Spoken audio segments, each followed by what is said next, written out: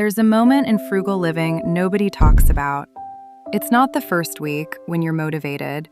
It's week 3, maybe week 4, when the excitement is gone and you just feel less happy, less yourself. Like you traded your personality for a savings account. Most people quit right there. I did, twice.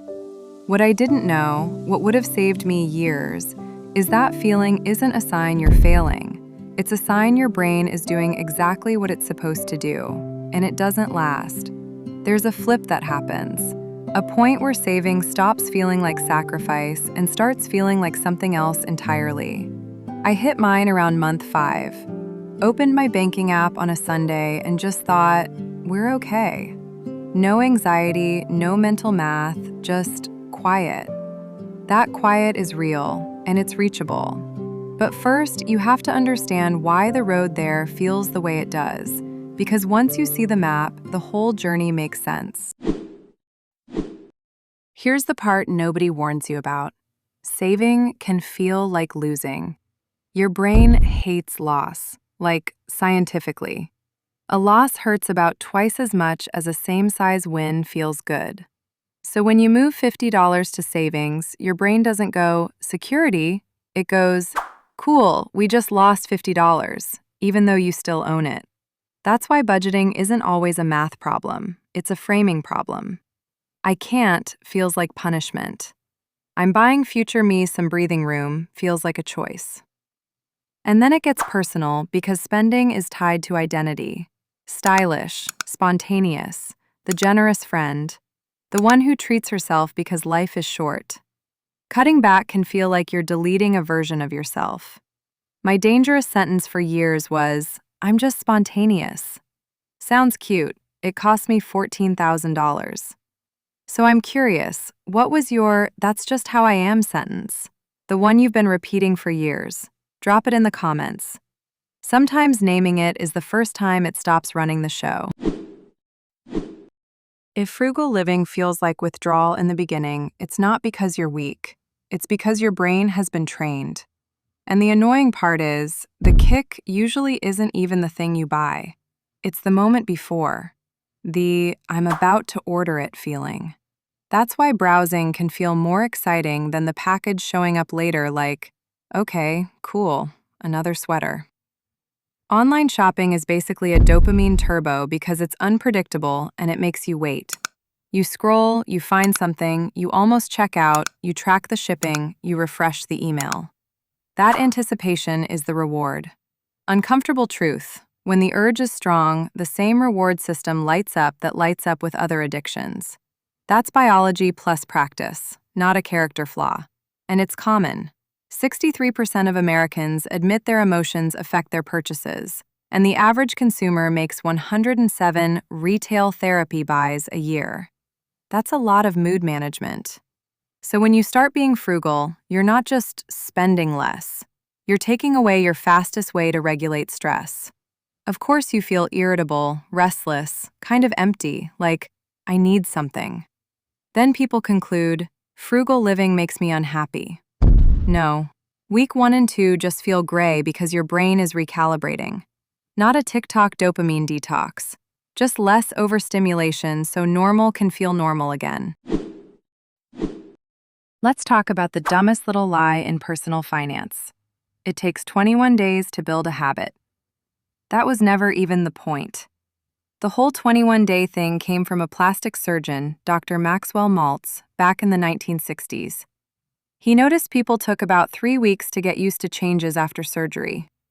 That got twisted into a self-help rule, and now we're all out here thinking, if it's not easy by day 21, I failed. You didn't fail. You just hit the part where it stops being new. Real habit research, there's a big study out of UCL, shows it can take anywhere from 18 to 254 days. Average was 66. And spending isn't like, I started flossing. Spending is emotions, stress, ads, boredom, your phone, your identity. It's a whole ecosystem. I know because I did the classic thing. I hit day 21 and thought, look at me, healed. 2 days later, after a brutal meeting at work, I had 3 ASOS tabs open and a full cart like it was my second job. So don't do 21 days as a deadline. Do 90 to 100 days as training. Deadline creates frustration. Training creates change. Frugal fatigue is real. It's that mental exhaustion from turning every normal day into a negotiation. Can I buy this? Do I need it? Should I wait? Did I already budget for it? And after a while, it starts to feel like you picked up a second job, and the boss is you. The weird part is, it's usually not that you're weak. It's that your system has too much friction, too many tiny decisions. Every coffee, every Target run, every quick scroll that turns into a cart. And in the beginning, it's extra brutal because you're building new routines while the old triggers are still screaming. Ads, social media, stress, the habit of browsing when you're tired. This is why rigid, never-again plans backfire. In diet research, planned flexibility helps people stick with it about 18 to 22% more than strict rules. But, important, cheat days are a relapse starter for about 15 to 20% of people. So the answer isn't chaos, it's guardrails. Plan the break. Put it in the budget on purpose. Because unplanned breaks don't feel like rest, they feel like, I blew it. And that shame is what actually drains you. Here's the part nobody believes in the beginning. It does turn. Your brain adapts. Hedonic adaptation works both ways. You can get used to spending less the same way you got used to spending more. And that first sharp, ugh feeling, it loses power. The signs are pretty specific. You walk past a I want it right now purchase, and instead of feeling deprived, you feel proud. Like, wow, that used to own me. The cravings get shorter. Scrolling and browsing starts feeling kind of boring instead of exciting. You check your bank account and there's no heart racing, no mental math panic. Bills become things to pay, not a catastrophe. And money takes up less space in your head because the basic decisions are already made. And here's the surprise. The turning point is usually not more money. It's less noise. Less shame, less avoiding, less constant bargaining with yourself. For most people, that mental relief shows up around 3 to 6 months, not weeks, months. If you're somewhere between this is hard and I think I can do this, you're in the right place. If this helped, hit like and subscribe. No pressure, but I'd love to have you here. I still remember the Sunday I opened my banking app and just thought, we're okay. No drama. That was about 5 months in. It felt like a vacation in my own head. That's the freedom, not luxury. Buffer. When the noise in your head gets quieter, that's when frugal living stops being about not buying stuff and starts being about having options again. Because emergencies turn into annoyances, not existential threats. There's data on this. People with at least a $2,000 buffer report about 21% higher financial well-being. Not because their life is perfect, because their life is manageable. Like last month, Coco needed an unplanned vet visit, $380.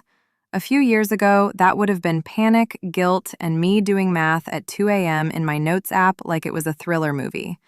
This time it was just, okay, paid. Annoying but doable. That is freedom. And then you can do bigger stuff. Switch jobs, survive a crappy month without spiraling, say no without explaining your whole childhood. Also, more income doesn't automatically fix this. 40% of households making $500,000 plus still feel paycheck to paycheck.